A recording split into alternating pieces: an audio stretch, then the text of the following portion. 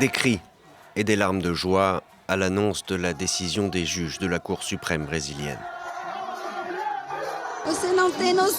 C'est fou ce que je ressens, j'en tremble. C'est comme si une force divine me disait « ça y est, ça a pris le temps que ça a pris, mais le moment est venu. On a gagné ». C'est un sentiment très, très, très beau et fort à la fois, parce qu'aujourd'hui nos ancêtres sont avec nous, j'en suis sûre. Pour comprendre cette émotion, il faut revenir sur les détails de la procédure. Depuis août 2021, un procès suspendu plusieurs fois doit statuer sur le sort des terres autochtones pour savoir si elles leur reviennent de droit ou pas. Deux arguments s'affrontent. D'un côté, la thèse dite du cadre temporel, défendue par l'ancien président Bolsonaro et le puissant lobby de l'agronégoce au nom de la sécurité juridique. Elle ne reconnaît comme terre revenant de droit aux autochtones que celles qu'ils occupaient ou qu'ils revendiquaient officiellement au moment de la promulgation de la Constitution brésilienne en 88.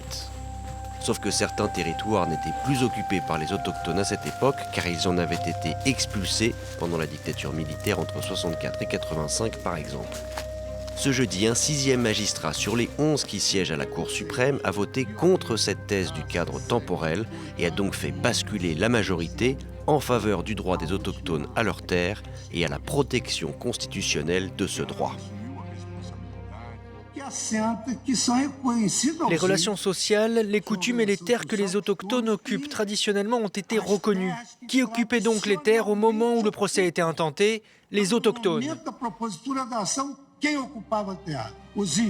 Le jugement final ne sera prononcé qu'à l'issue du vote des 3 derniers juges, mais la majorité est d'ores et déjà acquise. Cette décision intervient dans un contexte plus favorable aux autochtones depuis le retour au pouvoir de Lula. Pendant 5 ans, les homologations de nouvelles réserves étaient restées à l'arrêt. Elles ont repris cette année. Le Brésil compte près d'1 700 000 indigènes et 700 réserves. Près d'un tiers d'entre elles ne sont pas encore protégées par la loi.